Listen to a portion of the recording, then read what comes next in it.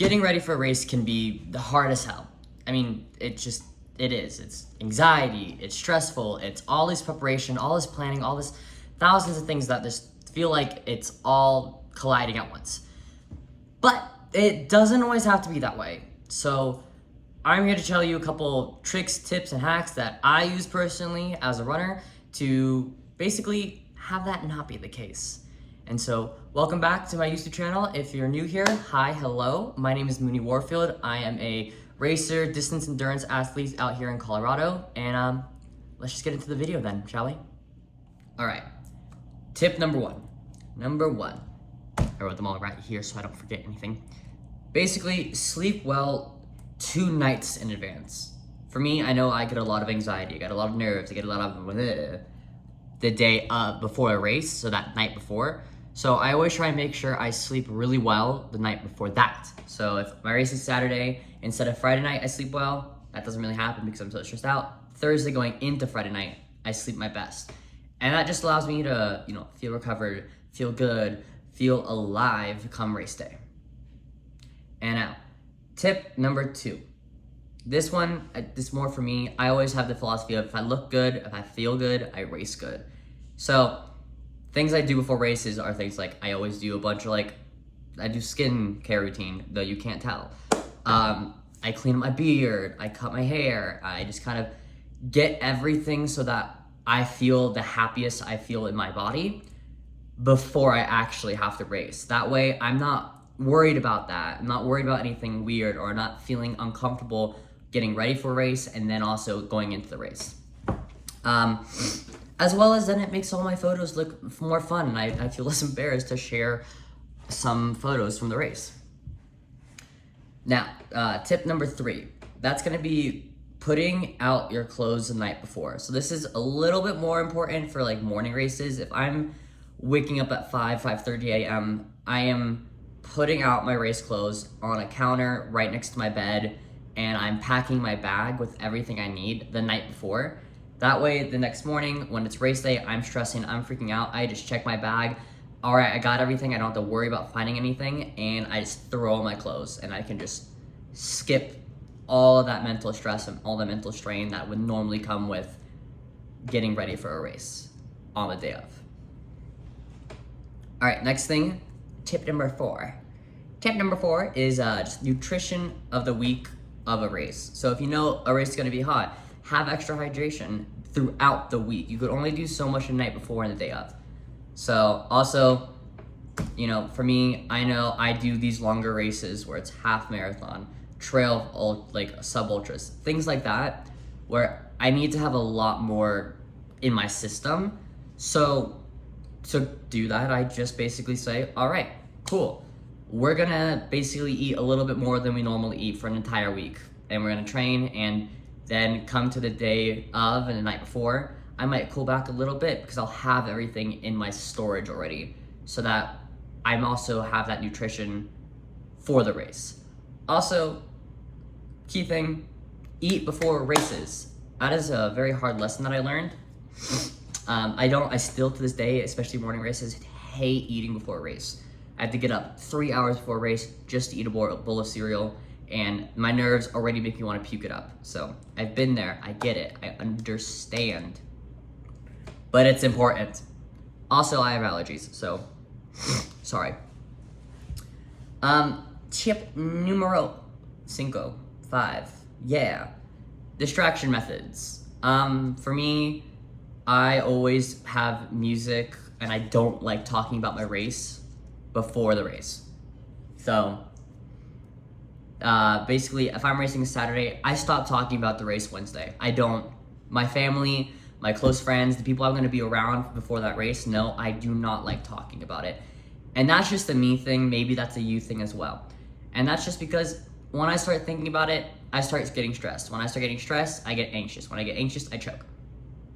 And obviously we don't like that. So I try and avoid that by just kind of distracting myself away from it. Okay, it's the day before the race. I'm going to leave my laundry for other stuff for that day so that I don't have to think of the race. I have something to do the day before. That's not too physical. That's not too hard on my body. but is time consuming enough that I don't have to think anymore. All right, the next one, number 6.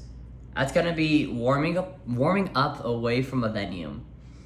I know that sounds a little weird, but basically what I mean by that is if I'm at a track race and I have to warm up for a track race, there's the track, there's the infield, there's all those people around it, you know what I'm talking about. You will not see me warming up there. And that's once again due to my anxiety, my performance stress, all these things. I'd rather remove myself away. Most of the time you can actually find a secluded area, a field or something nearby, and I'll do my warm up there. I'll do all of like my warming up stuff before I can hear, because I'm still close enough that I can hear all announcements. So when I hear that first call, I pack up my stuff, I bring it to the infield, I'm warmed up, I'm ready to go, I check in, now I'm on the infield, I'm here to stay, I do a couple strides. But I did all of my normal warm up away from everybody else so that I didn't have to think, worry, or watch anything, because that's one of the worst things in my opinion, is watching other races go before you, knowing you still have to race. Another thing that's horrible is being near other people and they comment about what you're about to do. Like, I've had people, I was in a shot put pit once, I was hanging out with shot putters, they're yapping, they're eating, they're having fun, and they're like, so what are you doing? And I'm like, oh, I'm racing the 5K, and they went, I'm so sorry for you. Last thing I want to hear before I go into a race. So to avoid all that conflict, I'm away, I am gone, you do not see me. Much to the dismay of many people who come to watch me. They don't see me until I actually light up. All right, so the week of, I think the most important thing is recovery.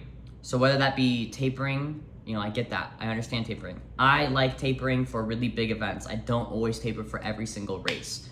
Going into these next couple races, I'm actually not tapering. However, I'm putting a huge emphasis on recovery. I am stretching, I am rolling, I am getting my sleep that I need, I am eating enough, and I am drinking enough water. All those things are very important. And I'll probably do ice baths. I'll probably do heat treatment. I'll do all those things which you can do from your home. So with all that, it's just really important the week going into a race, you need to recover your body as much as you can.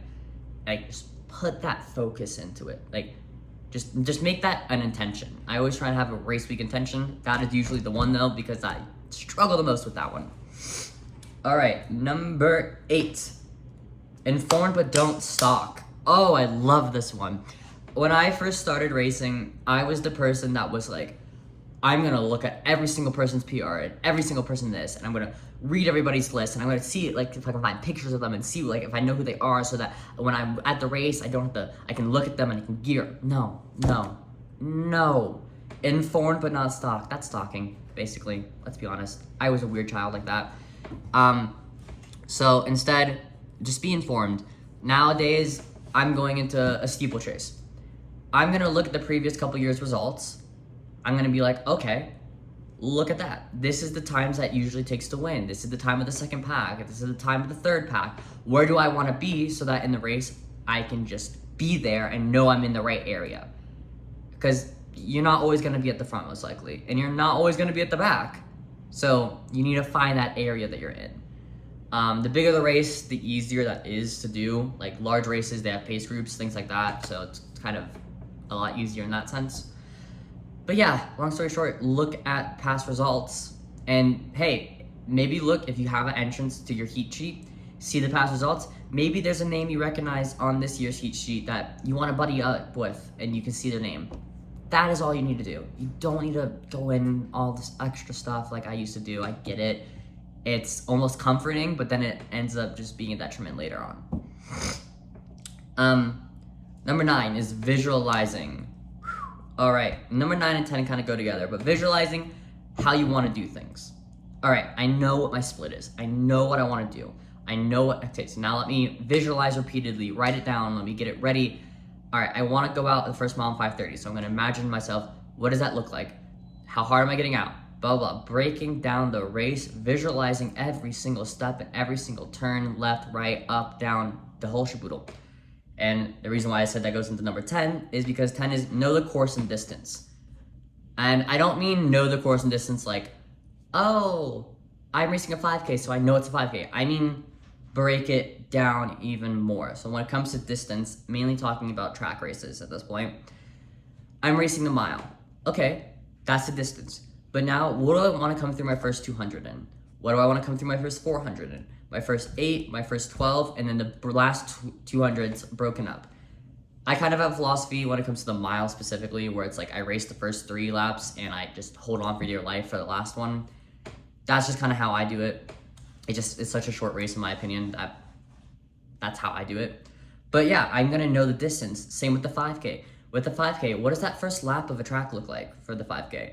And then what is my first half mile, 1.5 to 2.5 miles? And then that last almost K, what does that look like broken down even more?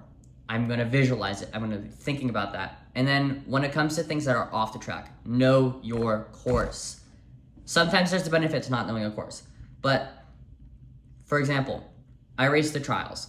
What did I do the day before the trials? I had my normal run on the course. I only knew the last half of the course, but I also plotted out an elevation. I figured out things, and I talked to people who had raced the race before.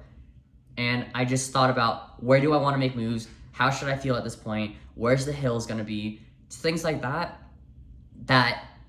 in the race, so you don't get caught off guard. If you're about to race a hilly course versus a flat course, you're gonna go out differently. Don't make the mistake of going out for a flat course on the hills. Then been there, done that. It sucks a lot. But yeah, long story short, those are my 10 little tips and tricks. I hope you enjoy this video. It means a lot. I hope you like, comment, subscribe if you can and are wanting to. If you like more content like this, please just check out anything else that I got. I got a couple more videos coming up on the screen. And yeah, long story short, I hope you have a great day. And I hope these little tips, tricks were helpful to your race. Have a nice day.